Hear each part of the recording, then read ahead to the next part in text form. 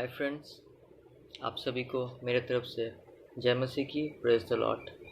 आप लोग सब कैसे हैं?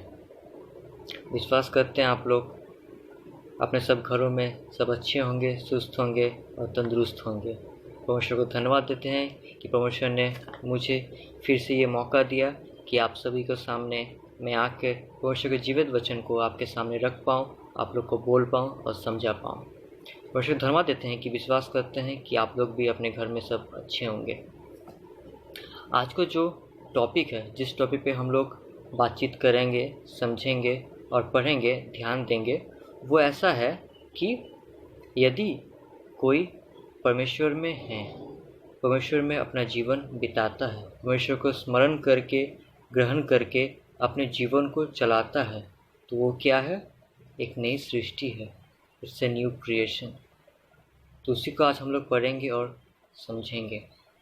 उससे पहले मैं थोड़ा कुछ बोलना चाहता हूँ, समझाना चाहता हूँ आप लोग को कि हम लोग प्रत्येक जन, प्रत्येक इंसान, हम लोग क्या चाहते हैं कि हम लोग के जीवन में खुशहाली हो और जो हम लोग से गलतियाँ हुई हैं उसको हम लोग सुधारने का कोशिश करते हैं। और इसी के लिए हम लोग क्या करते हैं? अपने पिछले जीवन को, पास्ट को पीछे छोड़ के हम लोग प्रत्येक जन एक नया शुरुआत करने के लिए आगे बढ़ते हैं। जैसे हम लोग स्वाभाविक हम लोग बोलते रहते हैं मूव ऑन करना, लाइफ में मूव ऑन। वो मूव ऑन हम लोग प्रत्येक जन करते हैं। सब कुछ नए तरह से फिर से सब कुछ शुरू करते हैं, अपना सब कुछ पिछला पीछे ही छोड़ देते हैं और उम्मीद रखते हैं कि हम लोग जो नया जीवन शुरू किए हैं वो अच्छा होगा, पास्ट की तरह नहीं होगा। लेकिन कई बार हम लोग देखते हैं कि घूर फिर के वही सब प्रॉब्लम्स, कष्ट, दुख फिर से हमारे जीवन में आती हैं और वही गलती हम लोग फिर से कर बैठते हैं। फिर हम लोग उदास हो जाते हैं। वो खुशी वाला जीवन जो हम लोग एक्सेप्ट करते हैं, एक्सेप्ट करके जो अपना लाइफ को मूव ऑन करते हैं, वो नहीं मिलता है। हम लोग अपने लाइफ में कुछ कुछ गलत डिसीजंस भी ले लेते हैं जिसके वजह से ये होता है। और हम लोग अपना फॉर्च्यून को, अपना लक को दोष देते हैं। क्या बोलते हैं कि हम लोग का लक अच्छा नहीं, इसलिए हम लोग जीवन में खुशहाली नहीं आती है। लेकिन आज मैं कहना चाहता हूँ मेरे दोस्त और भाइयों कि ऐसा नहीं है। ऐसा हम लोग नहीं बोले। हम लोग गलत डिसीजंस लेते हैं। हम लोग अपना लाइफ को ठीक से तो शुरुआत नहीं करते हैं। अगर ठीक से हम लोग शुरू करें और वो गलतियां ना करें तो हम लोग खुशहाली जीवन बिताएंगे। लेकिन इस सब चीज़ों के लिए हम लोग एक हेल्प ज़रूरत होता है, एक सपोर्ट, एक अंडरस्टैंडिंग जो हमारे साथ रहेगा। वो कौन है? वो कौन इंसान है जो हम लोग के पास में खड़ा रहेगा और वो दुख तकलीफ को नहीं आने देगा, अपना हमारा जीवन खुशियों से भर देगा? वो इंसान कौन है? इसी को लेके आज हम लोग पढ़ेंगे और समझेंगे। आज का टॉपिक के आधार पे जो वचन मैंने लिया है वो आप लोग नोट डाउन भी कर सकते हैं। पहला जो है थीम से रिलेटेड वो है, नया नियम में मिलेगा, 2 कुरिन्थियों उसका 5 अध्याय 17 पद, 2 कुरिन्थियों चैप्टर 5 वर्सेस 17। आइए हम लोग देखते हैं वहाँ क्या लिखा है, बाइबल क्या कहती है परमेश्वर के वचन के बारे में। वहाँ ऐसा लिखा है, इसलिए यदि कोई मसीह में है तो वह नई सृष्टि है, पुरानी बातें बीत गई हैं, देखो सब बातें नई हो गई हैं। यहाँ क्या लिखा है? यदि कोई मसीह में है, मसीह मीन्स परमेश्वर। अगर कोई परमेश्वर में है मतलब अगर आप और हम अपना जीवन परमेश्वर को सामने रख के, अपना फर्स्ट प्रायोरिटी दे के, उनके नियम के अनुसार उनको हर एक चीज़ में स्मरण करके अगर हम लोग लाइफ को स्टार्ट करते हैं तो क्या होता है? एक नई सृष्टि, न्यू क्रिएशन हम लोग बनते हैं। हम लोग के जीवन में सब कुछ नया हो जाएगा, पहले की तरह कुछ नहीं रहेगा, सब कुछ नया हो जाएगा। आगे लिखा है, पुरानी बातें बीत गई हैं, देखो सब बातें नई हो गई हैं। एग्जैक्टली पुरानी बातें पास्ट, सब पास्ट बीत जाएगी, सब कुछ नया तरीका का हो जाएगा और नया तरीका का हम लोग शुरुआत करेंगे। तो मैंने जो क्वेश्चन आपसे पूछा तो उसका उत्तर यहाँ मिल गया और बाकी का उत्तर मैं आपको आगे में देता हूँ। कि पहला उत्तर क्या मिल गया कि वो इंसान कौन है? परमेश्वर है, गॉड। अगर गॉड को हम लोग सामने रख के चलते हैं तो इजीली हम लोग मूव ऑन कर पाएंगे और हम लोग का दुख कष्ट फिर से हम लोग के सामने नहीं आएगा, हम लोग का जीवन खुशियों से भर जाएगा। आगे हम लोग बढ़ते हैं, हम लोग देखेंगे इज़ाकियल 36 का 25 से लेके 27। इसमें यहाँ लिखा हुआ है कि अगर हम लोग परमेश्वर को आगे रख के चलते हैं तो हमारे भीतर क्या क्या नया होगा, हमारे जीवन में क्या क्या नया होगा, वो हम लोग आगे पढ़ेंगे इस पद में। ये हम लोग को मिलेगा पुराने नियम में, इज़ाकियल चैप्टर 36 वर्सेस 25 to 27। आइए देखते हैं क्या लिखा है। यहाँ ऐसा लिखा है, परमेश्वर कहते हैं हम लोग को, मैं तुम पर शुद्ध जल छिड़कूंगा और तुम शुद्ध हो जाओगे और मैं तुमको तुम्हारी सारी अशुद्धता और मूर्खता से शुद्ध करूंगा। आमीन। 25 पद में क्या लिखा है? मैं तुम पर शुद्ध जल छिड़कूंगा। शुद्ध मतलब पवित्र, होली। वो पवित्र जल परमेश्वर हम लोग के ऊपर छिड़केंगे, जिससे क्या होगा? तुम शुद्ध हो जाओगे, हम लोग भी पवित्र हो जाएंगे। यस माय फ्रेंड्स, पवित्र मतलब शुद्ध हो जाएंगे, हमारे भीतर एक भी पाप नहीं रहेगा। और अगर पाप नहीं रहेगा तो सैड भी नहीं होंगे हम लोग, हर्ट भी नहीं होंगे, दुख कष्ट भी नहीं होगा हमारे जीवन में, क्योंकि हम लोग को पता है पाप रहने से हमारे जीवन में दुख कष्ट आती है, खुशहाली नहीं आती है। तो परमेश्वर हम लोग के ऊपर शुद्ध जल छिड़केंगे और हम लोग को शुद्ध कर देंगे। और आगे क्या लिखा है? और मैं तुमको तुम्हारी सारी अशुद्धता और मूर्खता से शुद्ध करूंगा। अशुद्धता मतलब पाप से, दुख कष्ट से, सब कुछ परमेश्वर हम लोग से मुक्त कर देंगे, दूर कर देंगे, हम लोग से दूर कर देंगे वो सब। और मूर्तों से शुद्ध करूंगा। जो जो चीज़ हम लोग को गलत राह पे ले जाती है वो सब कुछ परमेश्वर हम लोग से दूर कर देंगे। और अगर ये सब दूर हो जाता है तो नो डाउट हम लोग के जीवन में हैप्पीनेस आने से कोई नहीं रोक सकता, हम लोग खुशी से रहेंगे, हैप्पी से रहेंगे। आगे की ओर बढ़ते हैं और 26 पद में ऐसा लिखा है, मैं तुमको नया मन दूंगा और तुम्हारे भीतर नई आत्मा उत्पन्न करूंगा और तुम्हारी देह में पत्थर का हृदय निकालकर तुमको मांस का हृदय दूंगा। परमेश्वर यहाँ क्या कहते हैं? हमारे भीतर नया मन देंगे, नया दिल देंगे, नया माइंड देंगे। तुम्हारे भीतर नई आत्मा उत्पन्न करूंगा, हमारे भीतर नई आत्मा भी उत्पन्न करेंगे और हमारे भीतर देह से और हमारे शरीर से पत्थर का हृदय निकालकर मांस का हृदय लाएंगे। इस चीज़ का मतलब दोस्तों ये होता है कि हम लोग सब कोई जानते हैं कि अगर हमारा जीवन पाप में होता है, अगर हम लोग पाप में अपना जीवन को बिताते हैं तो हमारा हृदय कैसे हो जाता है? कठोर हो जाता है, नर्म दिल नहीं रहता है, कठोर का हृदय से। वो कठोर का हृदय जो पत्थर का बना होता है, हम लोग पत्थर का कर लेते हैं, जो हर समय हर किसी से क्रोध करता है, लड़ाई झगड़ा करता है, जेलेसी, घमंड, हिंसा, ये सब चीज़ भरी रहती है उससे। और अगर ये सब हमारे जीवन में रहेगा तो हम लोग किसी भी प्रेम से नहीं मिल पाएंगे, ना बातचीत कर पाएंगे।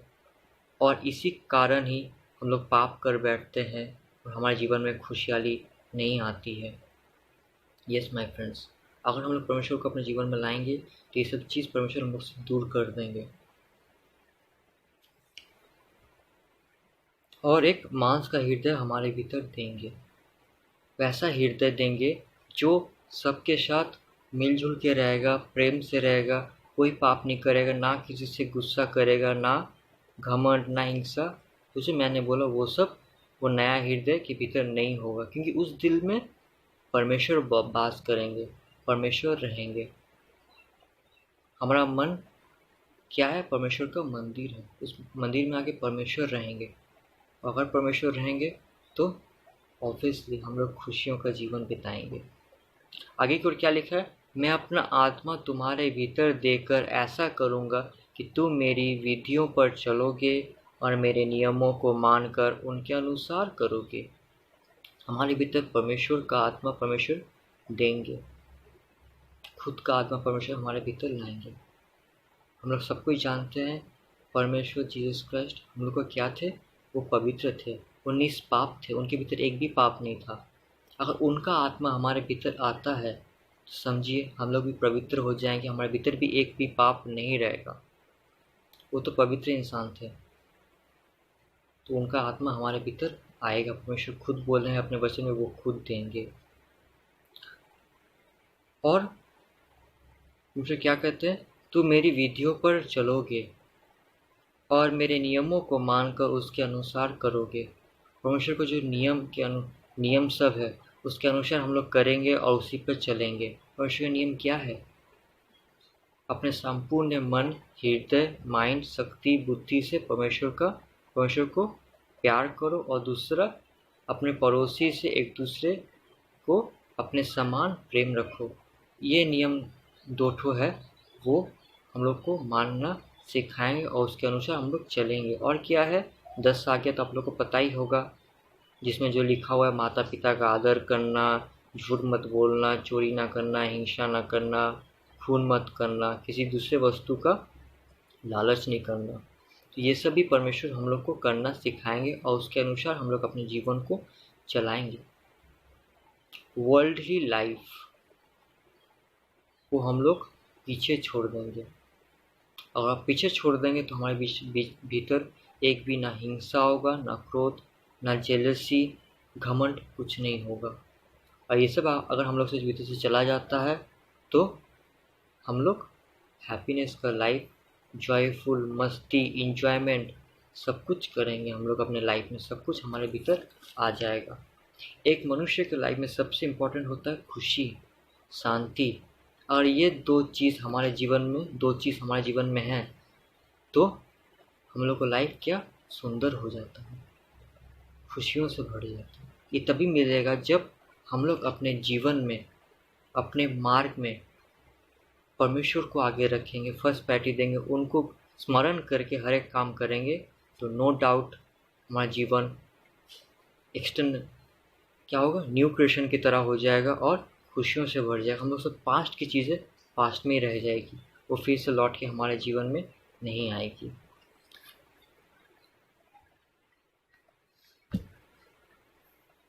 और एक और पद हम लोग देखेंगे, नया नियम में है इफिसियों 4 का 22 से लेके 32। इसमें लिखा हुआ है, पहले लिखा हुआ है परमेश्वर हम लोग को क्या करने बोल रहे हैं, उसके बाद लिखा हुआ है हम लोग को अपने जीवन को कैसे चलाना चाहिए। नया नियम में इफिसियों उसका 4 अध्याय 22 से लेके 32। इफिसियों चैप्टर 4 वर्सेस 22 टू 32।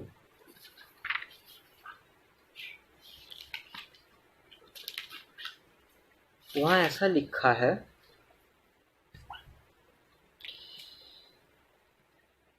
कि तुम पिछले चाल चलन के पुराने मनुष्य को जो भरवाने वाली अभिलाषाओं के अनुसार भ्रष्ट होता जाता है उतार डालो।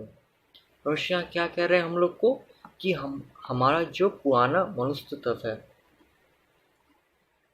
आप लोगों ने सुना होगा कोई मनुष्य अपना 2 फेस लेके चलता है।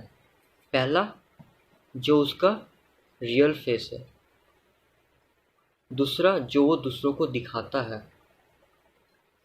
मतलब समझ में आया? दो मुखौटा बोलते हैं ना, 2 मार्क्स, 2 मुखौटा। वो वो रियल में कैसा होता है, बहुत खराब होता है, उसका बिहेवियर बहुत गंदा होता है। दूसरा, जो वो इनोसेंट बन के दूसरों के सामने घूमता फिरता है। कई बार उस तरह के इंसान लोग को हम लोग पहचानने में गलती कर देते हैं।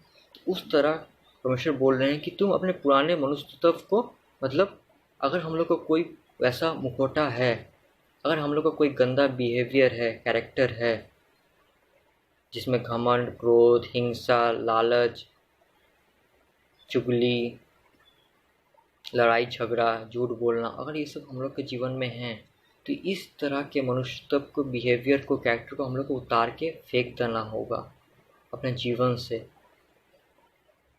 तभी हमारे जीवन में खुशहाली आएंगी, तभी हम लोग परमेश्वर में रह के न्यू क्रिएशन कहला पाएंगे।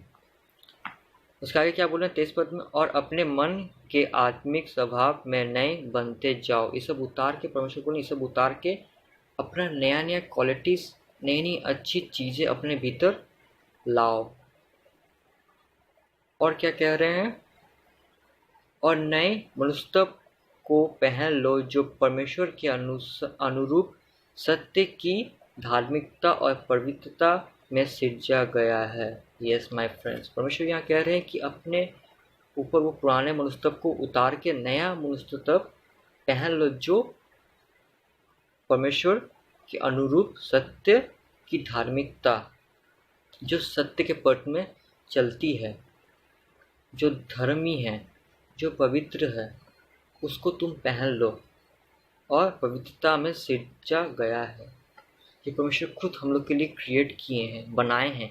उस मुखौटे को तुम लोग पहन लो, उस मनुष्य के बिहेवियर को, कैरेक्टर को तुम लोग अपने भीतर लाओ, अपना चाल चलन बदलो। वो सब करने परमेश्वर बोल रहे हैं। और आगे की ओर पढ़ते हैं 25 से 32 तक, जहाँ परमेश्वर हम लोग को हर एक आज्ञा को कैसे मानना है, किस किस को छोड़ना है, वो सब के बारे में परमेश्वर बोल रहे हैं। क्या है 25 से, इस कारण झूठ बोलना छोड़कर हर एक अपने पड़ोसी से सच बोल ले, क्योंकि हम आपस में एक दूसरे के अंग हैं। Yes my friends, very important. ये बहुत जन हम लोग अपने जीवन में करते रहते हैं, मुझसे भी कई बार हो जाती है। ये भी हम लोग बहुत बार अपने जीवन में डेली लाइफ में करते रहते हैं, झूठ बोलना। हम लोग खुद बचने के लिए, खुद को अच्छा बनाने के लिए हम लोग झूठ बोल देते हैं उस जगह, लेकिन ये भूल जाते हैं कि उस झूठ को बोलने के पीछे हम लोग को 50, 100, 150 बहुत सारा झूठ बोलना पड़ता है। हम लोग ये भी नहीं सोचते, कभी कभी ये कर देते हैं, किसी को झूठ बोल के हम लोग खुद अच्छा बन जाते हैं, लेकिन किसी और को फंसा देते हैं। यहाँ परमेश्वर वही कहते हैं, इस कारण झूठ बोलना छोड़कर अपने पड़ोसी से सच बोलो, क्योंकि हम आपस में एक दूसरे के अंग है। आपस में एक दूसरे के अंग है मतलब, एक उदाहरण देता हूँ मैं कि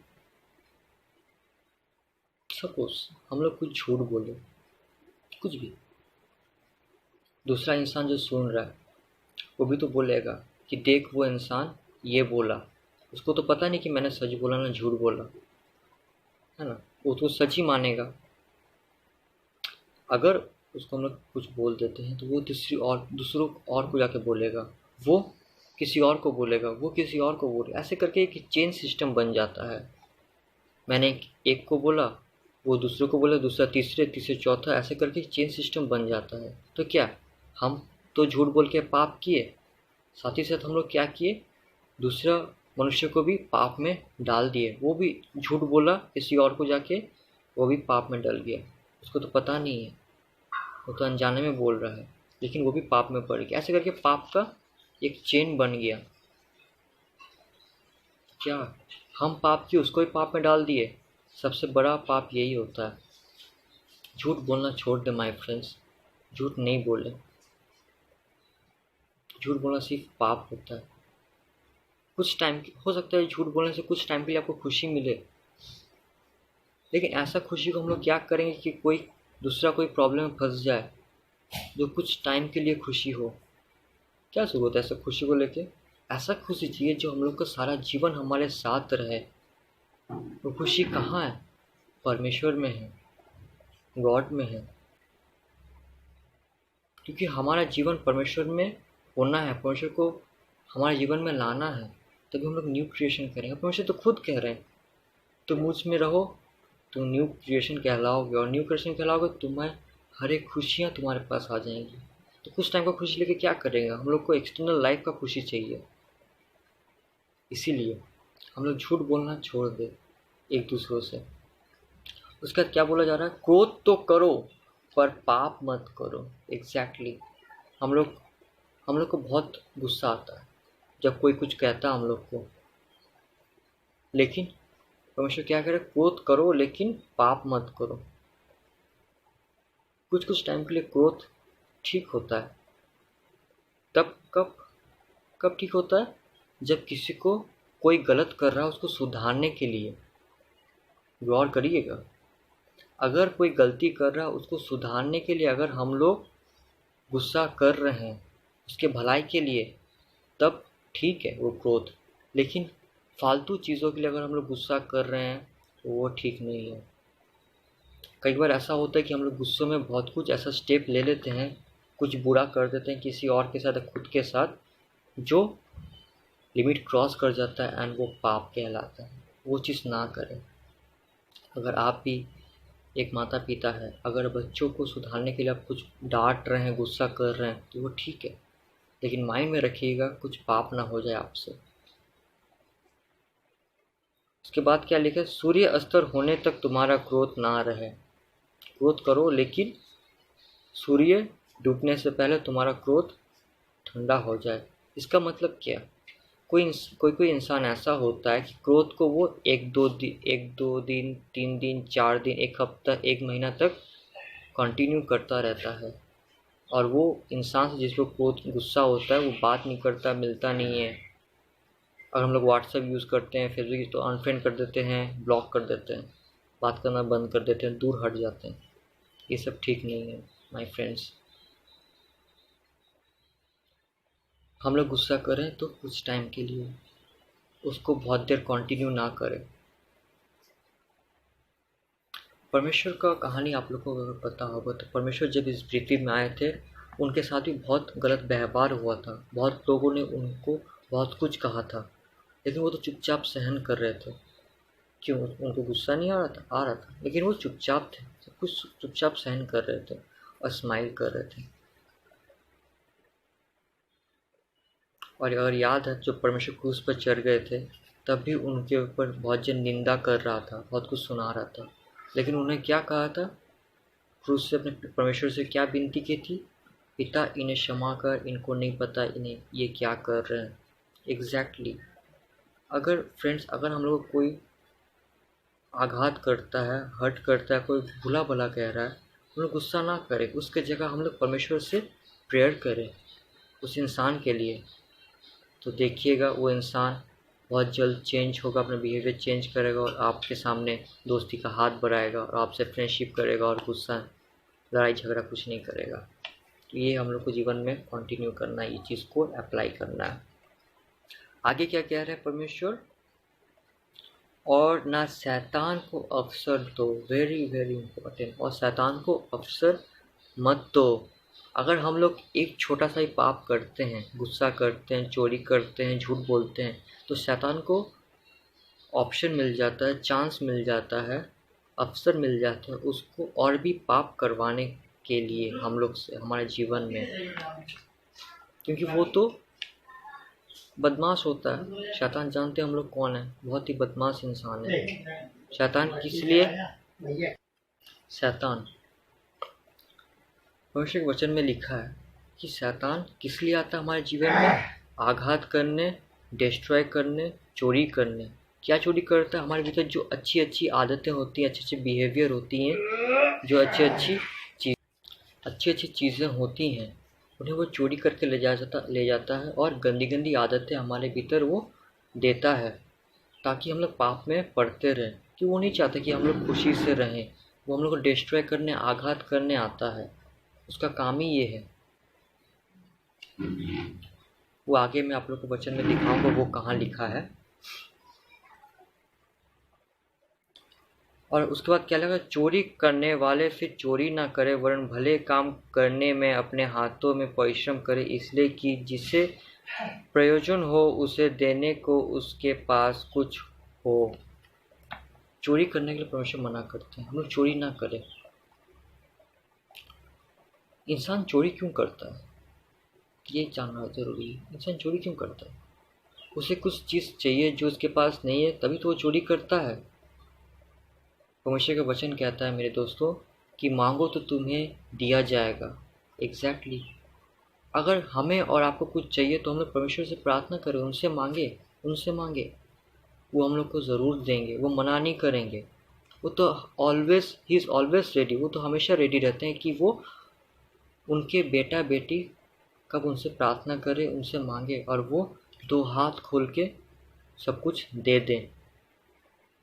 तो जो भी चाहिए उनसे मांगते हैं। हम लोग चोरी ना करें, परमेश्वर मना कर रहे हैं। इट्स ऑल्सो अ सिन, ये भी पाप है। हम लोग चोरी ना करें, बल्कि अपने हाथों को कामों के लिए इस्तेमाल करें, परिश्रम करें, मेहनत करें, क्योंकि मेहनत का फल मीठा होता है। तो टाइम लगता है लेकिन मेहनत का फल मीठा होता है। तो लोग मेहनत करके काम करें और जो चीज़ हम लोग को चाहिए परमेश्वर से प्रार्थना करें, वो ज़रूर चुकाएगा। और क्या लिखा है लास्ट की तरफ,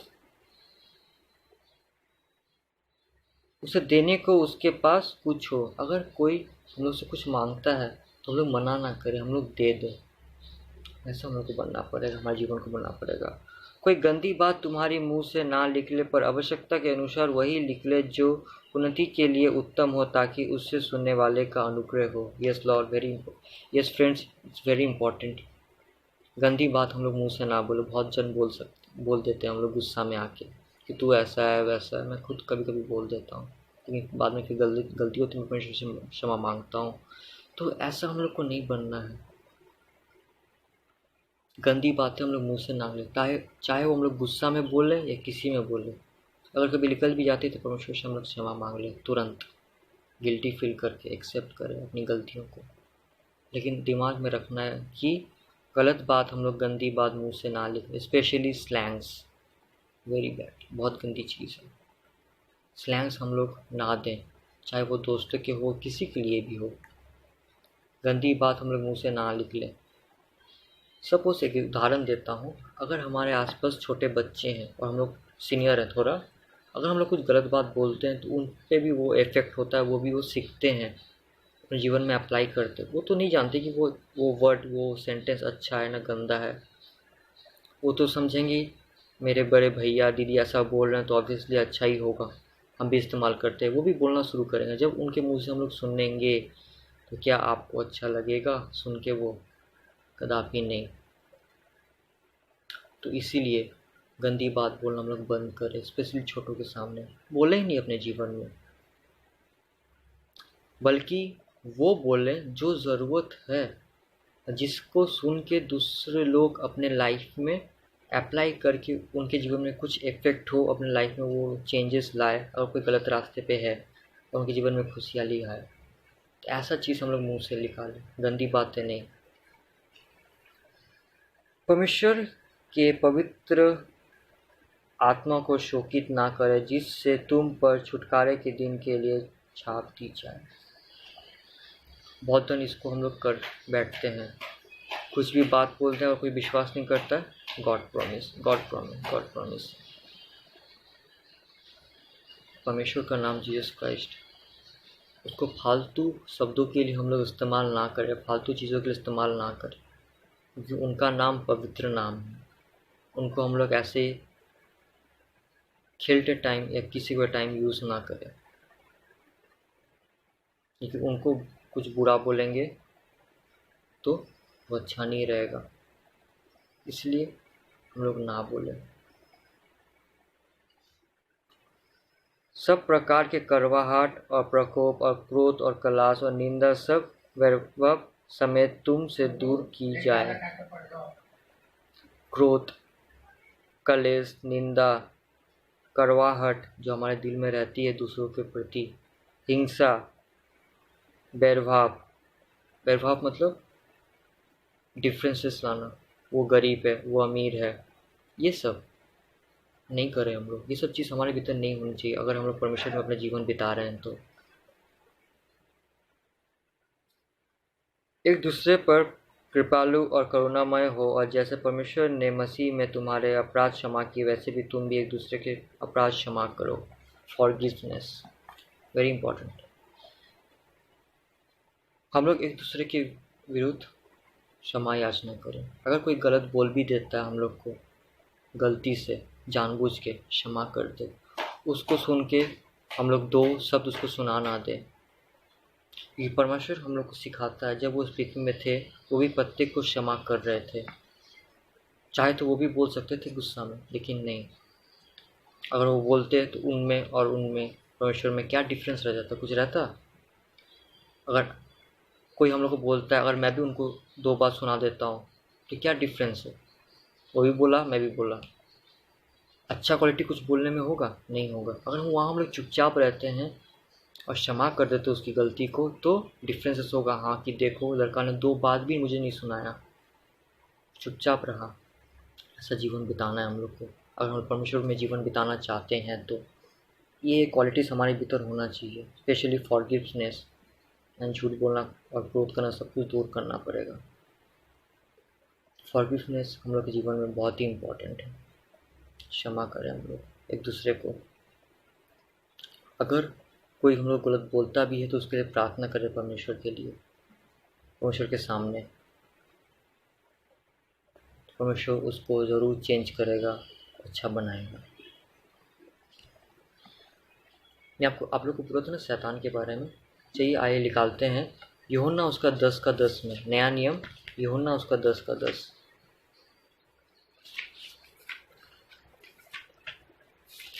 वहाँ ऐसा लिखा है कि चोर किसी और काम के लिए नहीं परंतु केवल चोरी करने और घात करने और नष्ट करने आता है। चोर, ये चोर किसको कहा जाता है? शैतान को। वो किस लिए आता है? वो सिर्फ चोरी करने आता है और घात करने आता है, डिस्ट्रॉय करने। जैसे मैंने बताया, उसका काम ही यही है कि हमारे भीतर से सब अच्छी क्वालिटीज़ लेके जाए और गंदी क्वालिटीज़ भर दे, और हम लोग के जीवन को पूरा डिस्ट्रॉय कर दे, हम लोग का जीवन पाप में ले आए। और उसके आगे क्या लिखा है? मैं इसलिए आया हूँ कि वे जीवन पाए और बहुतायत से पाए। मैं मतलब परमेश्वर हमारे जीवन में इसलिए आए हैं कि वो हमारे जीवन में खुशहाली लाए और एक्सटर्नल लाइफ लाए। तो परमेश्वर हम लोग किसको तो दोस्तों हम लोग किसको चूज़ करेंगे? इस परमेश्वर को जो हमारे लिए इस पृथ्वी में आया था और हमारे साथ हर वक्त रहता है, जो चाहता है कि हमारे जीवन में हर समय खुशहाली रहे, हम लोग खुशी का जीवन बिताएं, हम लोग को एक्सटर्नल लाइफ मिले।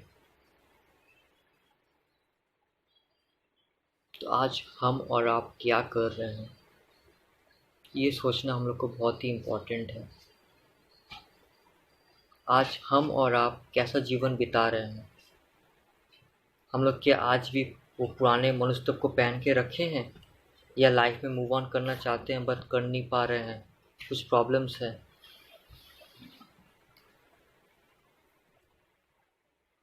चलिए ना, अगर हम लोग पुराने लाइफ को बिता रहे हैं तो पास्ट को सब कुछ भूल के एक नया शुरुआत करें। परमेश्वर को अपने जीवन में आगे रखें। परमेश्वर को हर एक जीवन में, हर एक मोड़ पे परमेश्वर को स्मरण करें और उनको साथ लेके, उनका हाथ पकड़ के अपने जीवन को आगे बढ़ाएं। तो हमारा जीवन में एक नया शुरुआत हम लोग कर पाएंगे और हमारे जीवन में फिर से सब कुछ खुशहाली जो हम लोग खो दिए थे वो फिर हमारे जीवन में आ जाएगा। तो आज टाइम है, चांस है, हम लोग गवाए नहीं। वो चांस को अप्लाई करें, चांस को अपने जीवन में देखें और चांस को ले लें कि हमारे जीवन में हमारा हृदय क्या कठोर है, वो पत्थर का है ना मांस का है। हम लोग कैसा व्यवहार कर रहे हैं एक दूसरे से प्रेम रख रहे हैं कि नहीं। देखिए और परमेश्वर को ग्रहण करिए और उनको अपने लाइफ में लेके आगे बढ़िए। नो डाउट, 101% कॉन्फिडेंस में देके मैं बोलता हूँ, आपका जीवन खुशियों से भर जाएगा। यही बोल के मैं आज के थीम को, टॉपिक को यहीं ख़त्म करता हूँ। अगर हम लोग परमेश्वर में हैं तो हम लोग एक नई सृष्टि है, याद रखिएगा। इसी का यही मतलब है। खुश रहिए, अच्छे रहिए, परमेश्वर में आगे बढ़िए और परमेश्वर से प्रेम रखिए। जय मसीह।